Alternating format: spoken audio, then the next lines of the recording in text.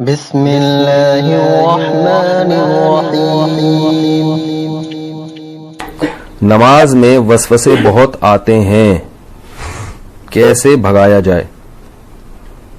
دیکھو، نماز میں وسوسے اگر اس طرح کے آ رہے ہیں نا، وسوسے دو طرح کے ہوتے ہیں۔ بعض لوگوں کو طہارت یعنی ناپاکی کا وسوسہ شروع ہو جاتا ہے کہ پتہ نہیں ہوا تو نہیں خارج ہوئی ہے، پیشاب کا قطرہ تو نہیں نکلا، تو اس کے بارے میں صحیح حدیث ہے کہ جب تک 100% یقین نہ ہو وضو ٹوٹنے کا، اس وقت تک یہی سمجھا جائے گا کہ وضو باقی ہے۔ اب جو وسوسے کا مریض ہے اس کو یہ شبہ ہوتا ہے پتہ نہیں مجھے 100% یقین ہو رہا ہے کہ نہیں ہو رہا ہے، تو اس کا علماء نے حل لکھا ہے کہ اگر آپ قسم اٹھا کے کہہ سکیں نا، کوئی اس وقت پوچھے کہ بھئی آپ کی ہوا خارج ہوئی ہے یا پیشاب کا قطرہ نکلا ہے، تو آپ قسم اٹھا کے بولیں اللہ کی قسم ہوا خارج ہوئی ہے، تو یہ اس کی علامت ہے آپ کو 100% یقین ہے۔ یعنی اگر آپ قسم اٹھا سکتے ہو تو کہا جائے گا کہ وضو ٹوٹا ہے۔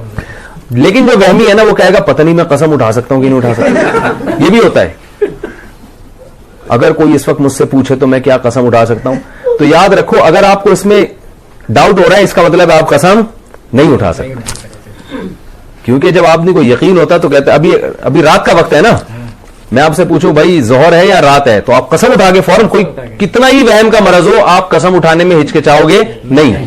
تو اگر یہ ہو رہا ہے نا پتہ نہیں قسم اٹھا سکتا ہوں، تو یہ اس کی علامت ہے کہ آپ قسم نہیں اٹھا سکتے اور آپ کا وضو نہیں ٹوٹا۔ پھر یہ فکر نہ کریں کہ حقیقت میں ہوا خارج ہوئی ہے نہیں ہوئی ہے، بس اللہ اس کے رسول نے جب کہہ دیا کہ آپ کا وضو باقی ہے تو وضو باقی ہے۔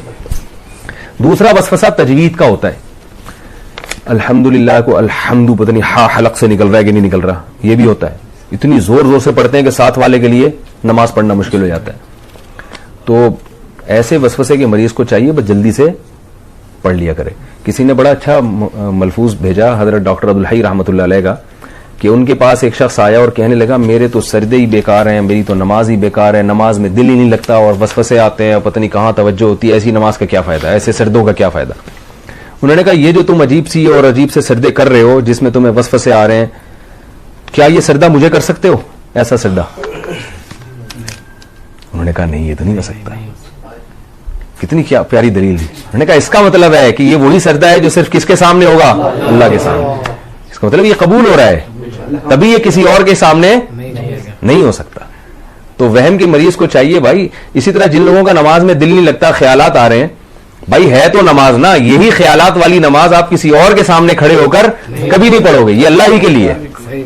تو یہ اس سے میں نے یہ سنا، مجھے اتنا فائدہ ہوا، میں نے کہا دیکھو یار کتنی حوصلے کی بات کر لی انہوں نے، بھائی ٹوٹی پھوٹی لنگڑی لولی نماز ہے تو اللہ کے لیے نا، باقی ظاہر ہے دن بھر محنت مزدوری کریں گے تو خیالات تو آئیں گے۔ خیال تو ایسی چیز ہے جتنا بھگاؤ اور آئے گا۔ وہ لطیفہ سنا ہے کتے والا؟ وہ ایک پیر صاحب نے کسی کو، جعلی پیر تھے نا تو یہ تعویذ گھنڈوں کا کام بہت کرتے ہیں، تو انہوں نے کسی کو تعویذ دیا اور 50-60 ہزار روپے اس تعویذ کی قیمت لی۔ اس دیہاتی کو کہا کہ یہ تعویذ ہے 50-60 ہزار روپے کا ہے، اور اب ان کو پتا تھا اثر ورثہ تو کچھ ہوگا نہیں، تو پیسے یہ مانگنے آ جائے گا، تو انہوں نے اس گنوار کو، دیہاتی کو کہا یہ تعویذ جب اثر کرے گا، جب گھر میں جب تم داخل ہونا اس تعویذ کو لے کے، تو کالے کتے کا تصور دماغ میں نہیں ہونا چاہیے۔ اب آپ بتاؤ کون گھر میں داخل ہوتا ہے تو کالے کتے کا تصور ہوتا ہے؟ کسی کا بھی نہیں ہوتا۔ انہوں نے بولا جب گھر میں جاؤ گے تو کالا کتا نہیں ہونا چاہیے۔ اب وہ کہہ رہے یار 50 ہزار روپے خرچ ہو گئے، اور اگر کالا کتا دماغ میں آ گیا تو سارا تعویذ ضائع۔ اب وہ بار بار کہہ رہے یار یہ کالا کتا نکلے کسی طریقے سے، چھٹک رہا ہے یوں کر کے کالا کتا، وہ جتنا نکالو گے اتنا ہی دماغ میں آ رہا ہے۔ اب گھر کی دہلیز پہ پہنچ گیا تو یوں کر کے کتا نکال رہا ہے، کتا نکال رہا ہے، اور آ بھی کالا ہی رہا ہے۔ پہلے کمبخت ایک تو آ بھی کتا رہا ہے اور اوپر سے کالا ہی آ رہا ہے۔ بھائی 3 دن تک یہ کرتا رہا ہے، گھر میں داخل ہی نہیں ہو رہا، بچوں کو باہر نکال دیا، کھانا ادھر ہی دو مجھے، جب کتا نکلے گا تو گھر میں داخل ہوگا میں۔ لیکن کتے نے تو اور گھسنا تھا، بالآخر یہی ہوا کہ گھر میں گیا تو ذہن میں کتا تھا۔ بعد میں آیا وہ اپنے جعلی پیر سے کہنے لگا یہ اثر ہی نہیں، انہوں نے کہا میں دیکھا مجھے تو پتہ چل جاتا تمہارے ذہن میں کتا تھا، اور عقیدت ہوگی کہ ایک تو ان کو پتہ بھی چل گیا۔ تو وسوسہ ایسی چیز ہے جتنا نکالو گے اتنا ہی آئے گا۔ اس لیے حکیم الامہ حضرت مولانا اشرف علی تھانوی رحمہ اللہ نے لکھا ہے کہ وسوسے کا حل یہ ہے کہ نہ نکالو نہ خود سے سوچو، جو خود سے آ رہا ہے آنے دو، آنے دو۔ اللہ جب اسی وسوسے کے ساتھ نماز قبول کر رہا ہے تو ٹھیک ہے، اور وضو کے بارے میں سوچو ہی نہیں، 3 دفعہ منہ دھو، اس کے بعد سوچو ہی نہیں یہاں سے خوش یہاں سے خوش۔ جو وہمی کے مریض ہیں ان کا کبھی بھی وضو نہیں ہو سکتا، ان کو آپ تالاب میں ڈبو کے نکالیں گے نا 6 دفعہ, پھر بھی نہیں ہوگا ان کا وضو. تو یہ بہت بڑی بیماری ہے. اس لیے جو ہے یہ وہم ایسی بیماری ہے کہ ڈاکٹروں, جو نفسیاتی ڈاکٹر ہوتے ہیں نا, ان کو بھی بیماری ہو جاتی ہے. یہ وہمیوں کا علاج کرتے کرتے جو سائیکیٹرک ہوتے ہیں نا, یہ بھی ہوائی بات نہیں ہے, یہ بھی تحقیق کے بعد بتا رہا ہوں کہ یہ جو سائیکیٹرک ہوتے ہیں نا, جو نفسیاتی علاج کرتے ہیں, کچھ دنوں کے بعد ان کو اپنا علاج بھی کروانا پڑتا ہے. یہ حقیقت ہے. آپ کسی ڈاکٹر سے پوچھ لیں, کسی اپنے سے بڑے ڈاکٹر کے پاس بیٹھے ہوں گے کہ مجھے یہ ہو رہا ہے, ٹھیک ہے نا, کیونکہ ہر وقت ان کے پاس ایسے مریض آ رہے ہیں جو الٹی باتیں کر رہے ہیں, تو تھوڑے دن میں یہ بھی الٹے سوچنا شروع ہو جاتا ہے. کوئی نارمل بندہ ہی نہیں آتا ان کے پاس. تبھی میں وہمیوں سے بہت ڈرتا ہوں.